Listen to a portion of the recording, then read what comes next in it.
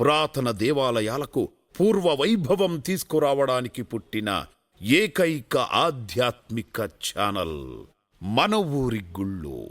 Subscribe చేసుకోండి, share చేయండి, like చేయండి, కామెంట్ చేయండి.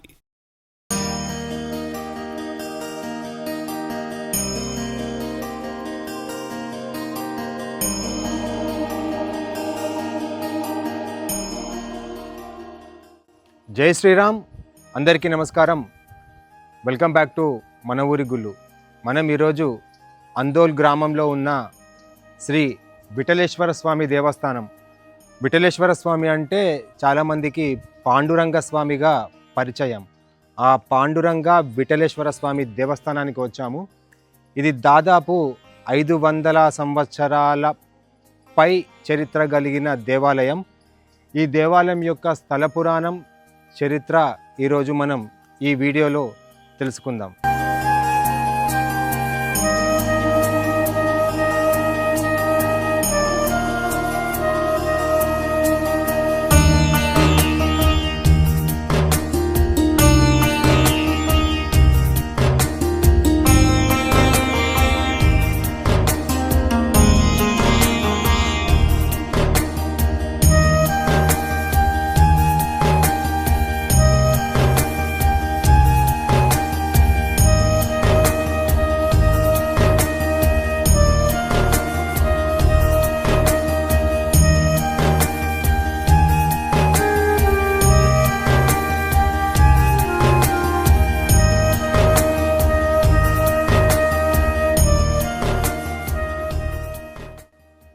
ఇప్పుడు మనతో ఈ దేవాలయ ప్రధాన అర్చకులు రాజుపంతులు గారు మనతో ఉన్నారు.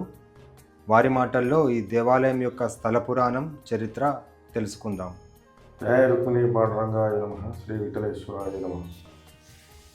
ఛాయాయాం పారిజాతస్య హేమసింహాసనోపరి ఆసీనమంబుదశ్యామం ఆయతాక్షవాంకురం చంద్రాననం చతుర్బాహుం శ్రీవత్సాంకితవక్షసం రుక్మిణీ సత్యభామాభ్యాం సహితం కృష్ణమాశ్రయే. ఈరోజు మన ఊరి గుళ్ళు యూట్యూబ్ ఛానల్ ద్వారా ధార్మిక కార్యక్రమాలు, పురాతనమైనటువంటి దేవాలయాలు సందర్శించి వాటి చరిత్ర గురించి తెలుసుకోవడానికి ప్రయత్నిస్తున్నటువంటి మన ఊరి గుళ్ళు ఛానల్ వారికి ప్రత్యేక ధన్యవాదాలు తెలుపుకుంటూ, ఈరోజు మనము అందోలు గ్రామంలోని శ్రీ విఠలేశ్వర స్వామి దేవాలయంలో మరి ఈ దేవాలయం యొక్క చరిత్ర, ఇక్కడ విశేషాలు తెలుసుకుందాం. ఈ దేవాలయము శ్రీ పాండురంగడు వెలిసి 500 సంవత్సరాల పూర్వమే వెలిసినట్టుగా మనకు చరిత్ర చెప్తుంది. మరి ఈ దేవాలయంలో విశేషంగా రుక్మిణీ పాండురంగ స్వామిది మనకు పాండురంగ స్వామి దేవాలయంలో అంటే పండలాపురంలో కూడా స్వామివారి యొక్క రుక్మిణి మాత్రమే ఉంటుంది. మరి అందులో మాత్రం ఈ దేవాలయం విశేషం ఏంటంటే సత్యభామ సహిత రుక్మిణీ పాండురంగ స్వామి, ఇద్దరు అమ్మవార్ల చేత ఈ స్వామి వెలిసినాడు. మరి ఈ కొంతకాలంగా మన అంగడిపేట మహారాజు గారు, రాంబాబారాజు గారు సాక్షాత్తుగా విఠలేశ్వరుడు చేత పాచికలాడినటువంటి రాంబా మహారాజు గారు మరి ఈ దేవాలయాన్ని సందర్శించి ఇక్కడ సాక్షాత్తుగా మండలాపురంలో ఉన్నటువంటి పాండురంగడు ఇక్కడ కొలువు తీరై ఉన్నారు. మరి ఇక్కడ ఈ ఈశ్వరుడు ఒకడు ఇక్కడ ఉండాలి అని చెప్పి ఆయన ఉద్దేశం చేత సాక్షాత్తుగా ఆయన స్వహస్తాల చేత ఇక్కడ శివలింగాన్ని కూడా ప్రతిష్ఠ చేసినారు. మరి పాండురంగ స్వామి మండలాపురంలో ఉన్నటువంటి విగ్రహం మూల విరాట్ ఏదైతే రాతి చేత ఉన్నదో మరి ఇక్కడ కూడా పాండురంగడు అదే రాతి చేత నిర్మించబడినాడు. మరి ఇక్కడికి వచ్చే భక్తులందరికీ కూడా కోరిన కోరికలు తప్పకుండా నెరవేరుతున్నాయి. సంతానం లేని వారికి సంతానం, వివాహం కానటువంటి వారికి వివాహం కలుగుతుంది. మరి భక్తులకు కొంగు బంగారంగా తెలిసినటువంటి ఈ యొక్క పాండురంగ స్వామి దేవాలయాన్ని భక్తులందరూ కూడా విశేషంగా దేవాలయాన్ని విచ్చేసి ఈ దేవాలయాన్ని పాండురంగాన్ని దర్శించుకోవాల్సిందిగా తెలియజేస్తున్నాం. అందులో ఎన్నో పురాతనమైనటువంటి దేవాలయాలు, చాలా విశేషమైనటువంటి మహిమ కలిగినటువంటి దేవాలయాలు ఎన్నో ఉన్నాయి. మరి సాక్షాత్తు శ్రీ మహావిష్ణువు రంగనాథుడిగా వెలిసినాడు. మరి అదే విష్ణుమూర్తి పాండురంగనిగా వెలిసినాడు. మరి పూర్వకాలంలో ఈ చెరువు ఉన్నటువంటి స్థలంలో సూర్యనారాయణ దేవాలయం ఉండేదట.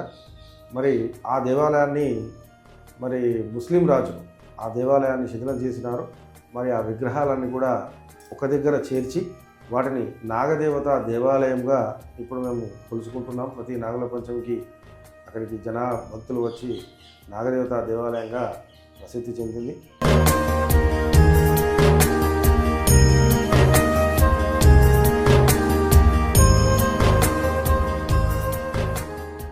మరి ఇలాంటి పురాతన దేవాలయాలు అందోల్లో చాలా విశేషంగా ఉన్నాయి. మరి భక్తులందరూ కూడా అందోల్లో ఒకసారి సందర్శించి మరి ఇటువంటి పురాతన దేవాలయాలన్నింటికి కూడా తగిన సహాయ సహకారాలు అందించి ఈ యొక్క దేవాలయాల అభివృద్ధికి పాల్పడవలసిందిగా విన్నాం. ఓం హిరణ్యపాత్రం పూర్ణం దధాదే మధవ్యోదానే ఏకదా బ్రహ్మణముపహరదే ఏకదేవ యజమానాయుక్తేజో దదాదే ఏకాంతాయ కళ్యాణజనే శ్రీవేంకటనివాసాయ శ్రీనివాసాయ మంగళం కోసలేంద్రాయ మహనీయ గుణాత్మనే చక్రవర్తి తనూజాయ సార్వభౌమాయ మంగళో రుక్మిణీ పాండురంగ స్వామి దేవతాభ్యుర్మః ఆనందకర్పూరమంగళ నీరాజన దీపం దర్శయామి జలాద్రిక్యం ద్రవ్యామి నమస్కరోమి.